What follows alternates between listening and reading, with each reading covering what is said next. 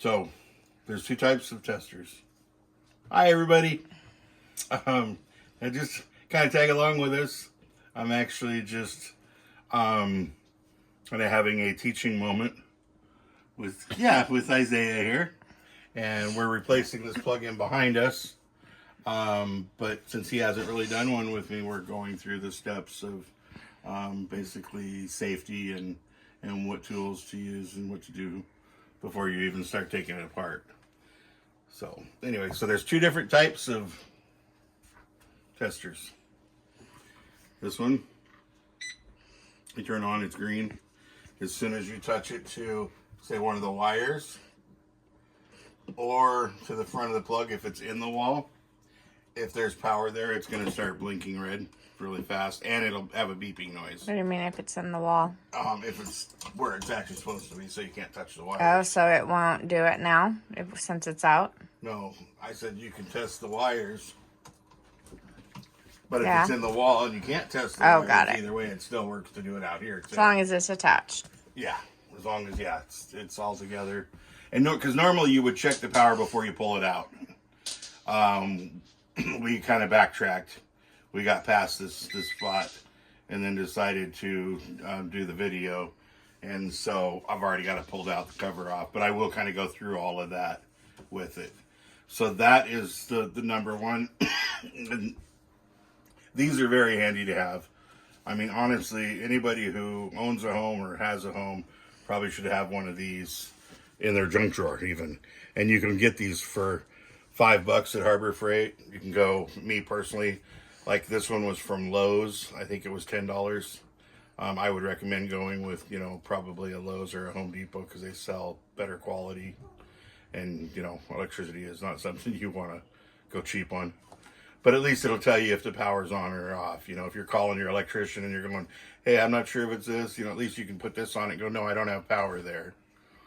So just a good tool to have.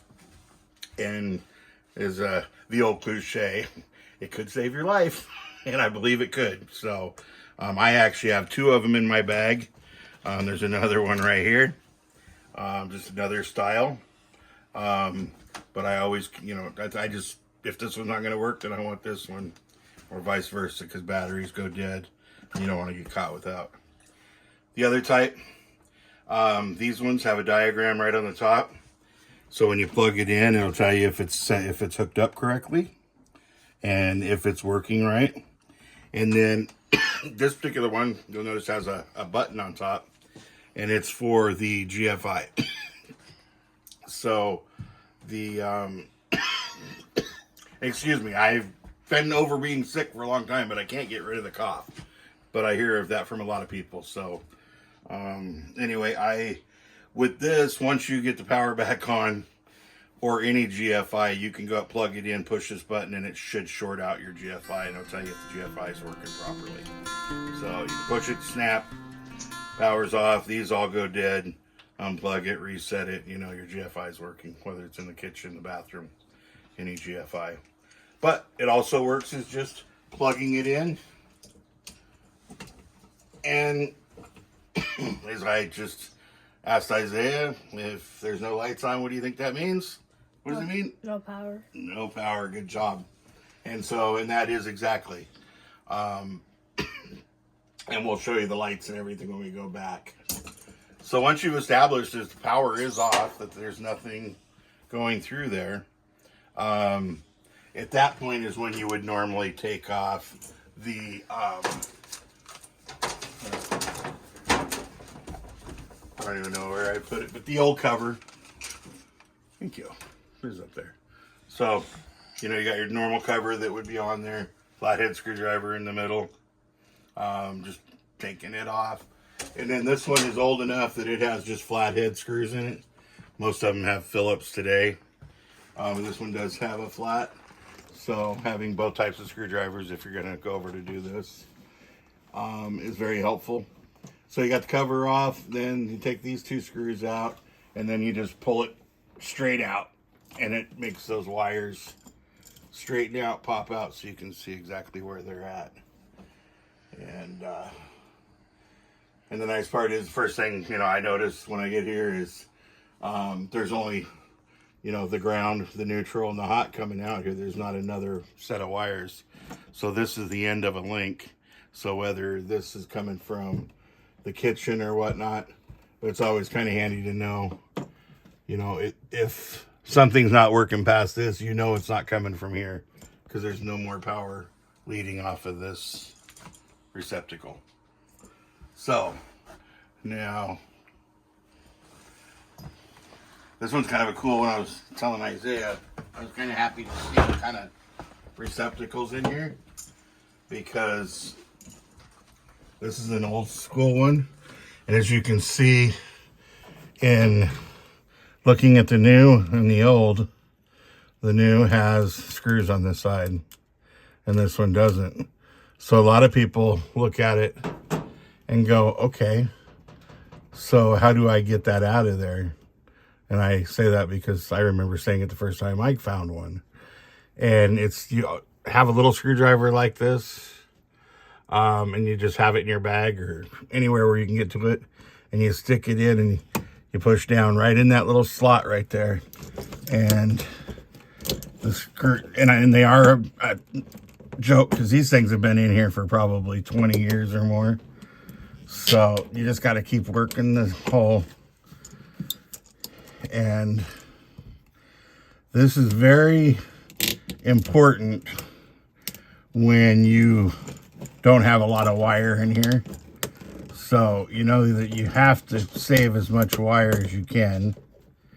And this one, you can hear it just coming apart. And we're changing this because it was shorting out, and so it is fragile inside. But that's what comes out. So it's just getting that screwdriver in there. And same thing on the neutral. And hopefully this one's a little smoother. The nice thing is they used heavy, looks like maybe even a 12 gauge wire here. So it's really holding on.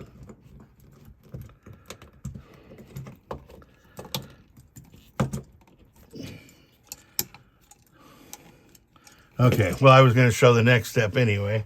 The other nice thing is with this is when you do have as much wire as was on there, you can always also just go like this. So there we showed each side, because I've got plenty of wire here to come out to hook up to the new one. Now, if it was way in here where you're just not going to be able to short the wire, then obviously you don't want to cut it, because as you can see, I mean, there's quite a bit of wire actually inside. Roughly, get these held together where they're stripped. And roughly, I mean, that's a good, 1/4 of an inch of wire that'll fit in the plug. So, and then there's that. And then it's just basically disconnecting the ground. And so, Isaiah, where you're at. So the ground, which we've already discussed, we discussed out there, is always the copper wire with no sheeting on it. And it's always off to the side here. And for some reason, on a lot of them, even the grounds are still flathead screwdriver. But they also, you can use a nut driver on them too. This one's old and it's just a flathead, no nut driver, no nothing. So, and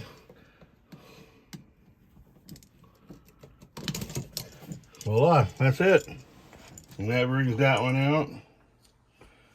It was kind of funny because other than like when I tried plugging into it, when you plug something into it, you can sure tell that it just doesn't have, what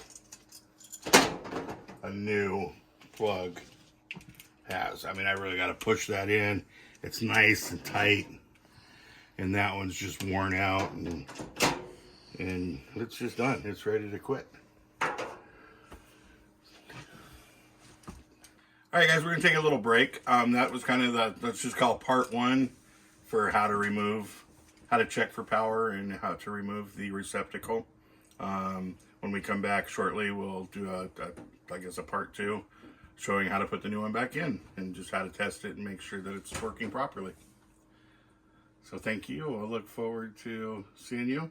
And I would like everybody to give Isaiah a hand for being a great student and for all his help, making sure our tummies are full and our tools are here. And we just enjoy having him learn. So never know, one day he might show up at your house to rewire the whole house. Thanks for watching.